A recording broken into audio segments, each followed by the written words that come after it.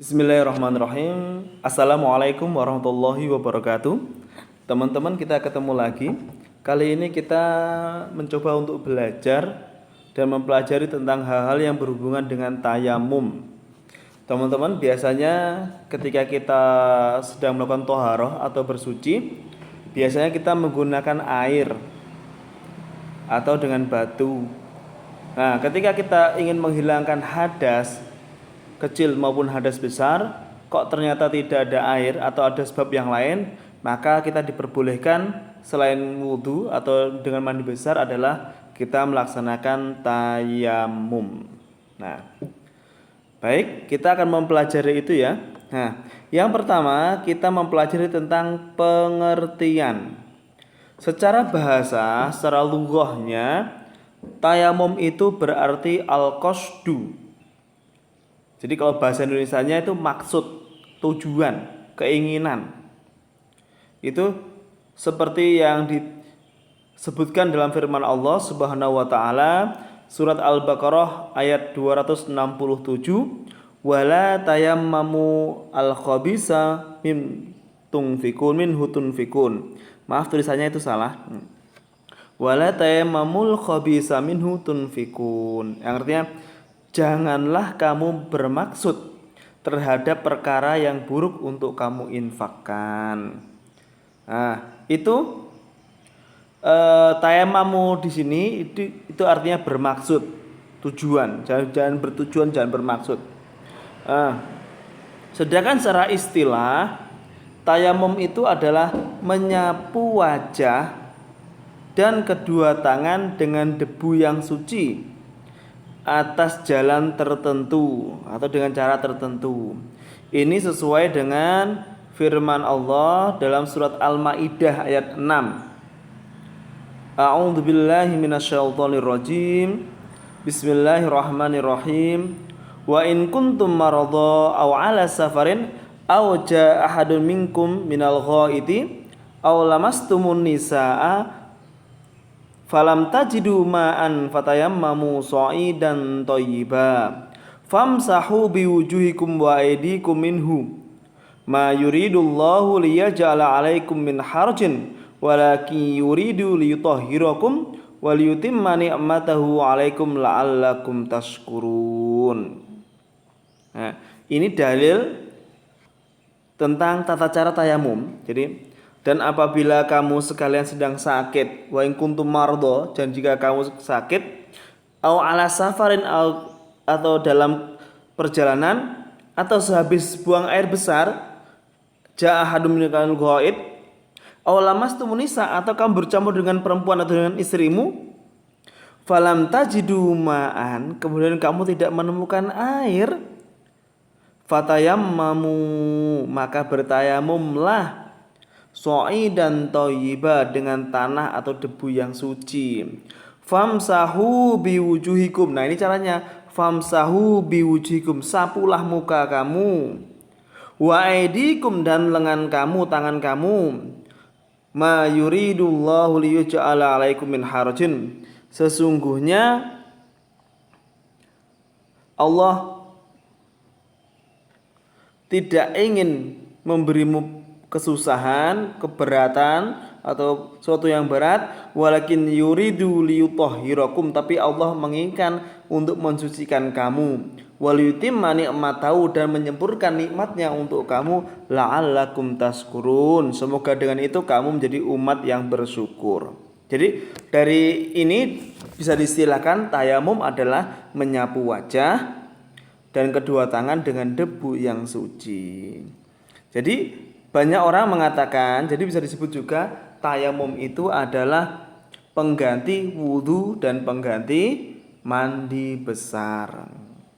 Oke, selanjutnya teman-teman. Nah, selanjutnya tentang sebab-sebab tayamum. Nah, dalam syariat Islam apa saja toh yang bisa menyebabkan keadaan seperti apakah yang bisa membuat orang boleh melaksanakan tayamum? Yang pertama, tidak ada air. Kalimat tidak ada itu berarti harus dicari dulu. Cari-cari sekeliling, pergi kemana kok nggak ada air. atau ada air tapi airnya itu tidak cukup untuk bersuci. Mungkin di tengah gurun cuma ada air 1 gelas, nanti juga dipakai untuk minum untuk jaga-jaga dalam 1 hari penuh itu, maka kita boleh bertayamum pada waktu itu.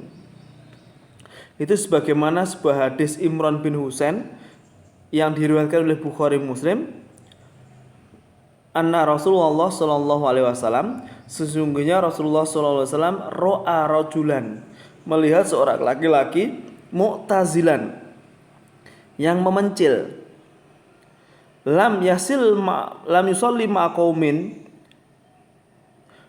dia itu tidak sholat bersama kaumnya dengan teman-temannya. Faqala ma yamna'uka ya fulan, kemudian Rasulullah bertanya, kenapa kamu tidak sholat? Ma yamna'uka ya fulan antusalli fil qaum, kenapa kamu tidak sholat dengan kaum kamu? Faqala, maka si laki-laki itu bicara, ya Rasulullah asobatni janabatun wala ma'un. Ya Rasulullah, saya dalam keadaan junub sedangkan tidak ada air. Faqala, maka berkatalah Rasulullah sallallahu alaihi wasallam, alaika bisu'id fa innahu yakfika, rawahu Bukhari Muslim. Bagi kamu pergunakanlah tanah, demikian itu cukup bagi kamu. Nah, dari sini kan artinya apa? Orang yang tidak dapat air boleh bertayamum. Ini hadis Bukhari Muslim. Sebab yang kedua adalah punya riwayat sakit atau sedang sakit atau punya luka di tempat yang akan kena air wudhu itu, dan apabila kena air luka itu semakin parah atau bisa membawa kematian. Nah, itu juga diperbolehkan. Ini diceritakan dalam hadis riwayat Abu Daud, Ibnu Majah dan Daruqutni. Ini juga sudah disahihkan oleh Ibnu Sikin. Jadi suatu ketika kami para sahabat yang menceritakan ini pergi untuk perjalanan. Kebetulan salah seorang di antara kami ditimpa sebuah batu yang melukai kepalanya. Kemudian orang itu bermimpi lalu menanyakan kepada teman-temannya, menurut tuan-tuan, dapatkah saya ini keringanan untuk bertayamum? Ujar katanya. Orang-orang berkata, tak ada bagi Anda keringanan karena Anda masih bisa mendapatkan air. Maka orang itu yang mimpi tadi mandilah dan kebetulan meninggal dunia. Kemudian setelah kami berada di hadapan Rasulullah SAW, kami sampaikan peristiwa itu kepadanya. Maka Rasulullah bersabda, mereka telah membunuh orang itu. Tentu mereka dibunuh pula oleh Allah. Kenapa mereka tidak bertanya jika tidak tahu?